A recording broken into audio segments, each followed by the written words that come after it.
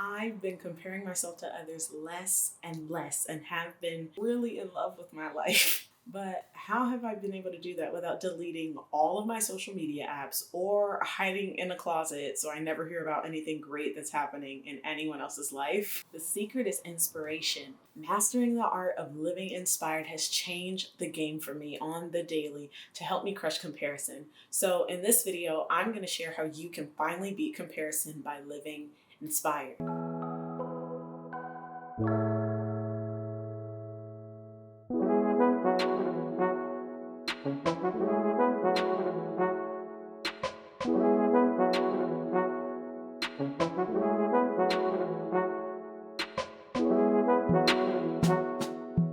Lately, I have been talking a lot about how to crush comparison, and when I did a video about how to outsmart comparison's lies and how to stop comparing the old you to the now you, I realized that the number one enemy of comparison is inspiration.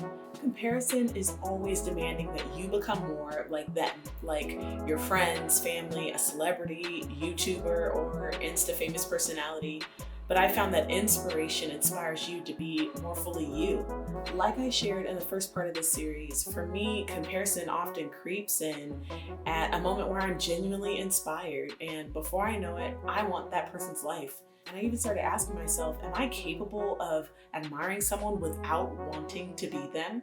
And then I had this aha moment. Like, what if the way we beat comparison is by allowing ourselves to stay in the place we were before it took us down its dark rabbit hole? What if we use where it starts to stop it? So, what's the definition of inspiration anyway? Inspiration is a feeling of enthusiasm you get from someone or something that gives you new and creative ideas. It makes you or other people want to do or achieve something. Inspiration also means a drawing in of breath by inhalation. After finding this definition, it hit me.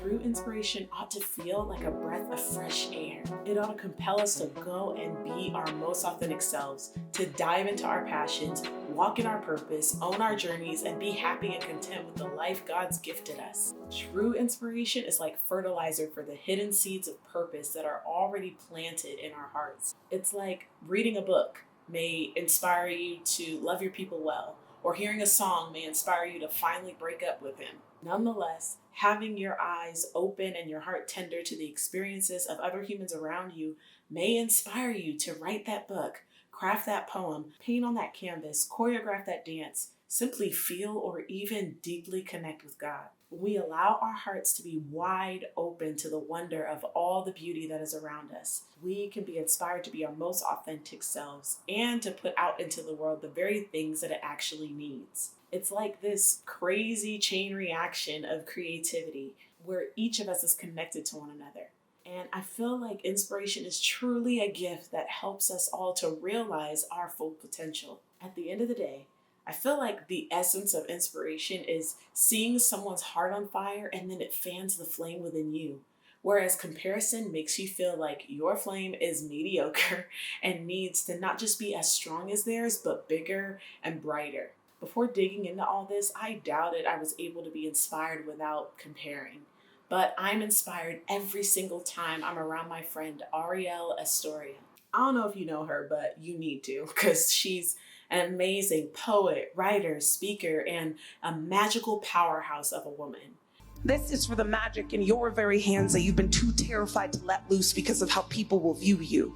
Bossy, emotional, irrational, dramatic, full of herself. The only thing that you are full of is the grace and magic that you were meant to contribute to this world. There is a certain fervor to your valor. There is a certain twinge of irreplaceable in the way that you orchestrate you. You are something that this world desperately needs but is yet to see. But you are no one-woman island. You are no lone woman show. We need each other. We need the collaborating magic in each of our hands so that we can sit back and realize it's no wonder that they've kept us sitting idle and quiet, because the moment that we realize the light that God has placed in these hands, we were bound to set this world on fire. So she's everything I feel when I'm listening to Beyonce. Like how you instantly feel like a conqueror who can roundhouse kick insecurities and obstacles in the face. She's the type that makes you want to get information and kill it at being you. When I get around her and hear her share her poems, our kindred love for words inspires me to lean into all the feels, get vulnerable, and write. Her metaphors inspire me to want to love better. Her bravery inspires me to shine and come out of hiding. Her life inspires me to just be me. And friend, at the end of the day, that is all inspiration ought to do. So in the comments, tell me, who are the people that inspire you the most, that make you want to go after your goals and chase your dreams? So the secret to keeping a handle on inspiration and admiration not turning into comparison? One word: celebration. Celebration is like the comparison weed killer. We've got to get in the habit of celebrating others and all of the great things that are happening in their lives, even if we have to force ourselves to be happy for them instead of hating on them. But getting in the mode of constantly celebrating what God is doing in everyone else's life while neglecting having my own personal party over what He's doing in mine will only bring me right back to comparing all over again. So it's both. We have to constantly position our hearts and our minds to be grateful for how far we've come, for where we are, and for the horizons of hope where God is taking us.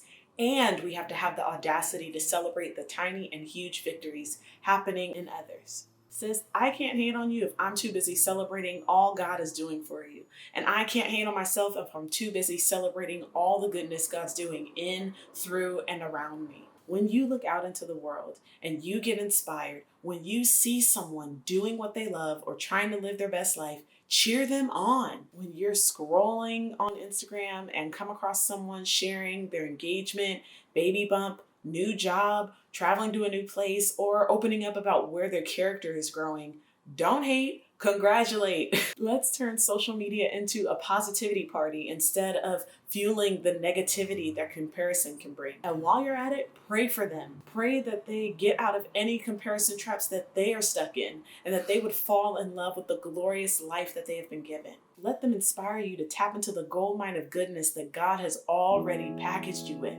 Quit competing. Stop comparing.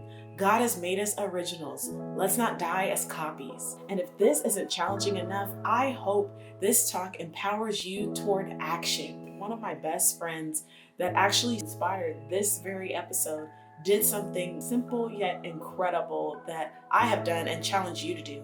She took a small but major step by unfollowing every single account on social media that makes her struggle with comparison. Will you do that? Will you take a stance for the current you, the future you, the real and beautiful you that deserves to not feel like they're less than? I know this isn't popular and definitely isn't comfortable, because you would have to actually admit that you struggle with comparison, and you'd actually have to let go of the things and the people that you've been idolizing. But I'm believing that there will be a new level of freedom that you will see bloom out of your life by taking that small yet mighty step. Even if that means you need to unfollow me, so be it. I want you to be in a space where your heart is healthier and God is able to do His thing in you. So if my Instagram feed is getting in the way of that happening, unfollow me. For real. It may not be a permanent goodbye. It may be more like a see you later.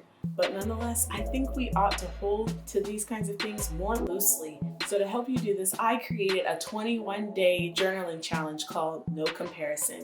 It's a guide of self-reflective journal prompts that I intentionally crafted for you to really help you unpack the lies of comparison and to really be able to see where jealousy and envy and comparison may be lurking in your heart where you don't even realize it. So if you want in on this, go to the link below, download it, and I'm going to be walking through this challenge on my Instagram and digging deep right alongside you so that we can crush comparison together. If this video was valuable to you in any way, if you felt like you got any goodness out of it, please like it and share it and subscribe to this channel so that you can get encouraged on the regular. So until next time.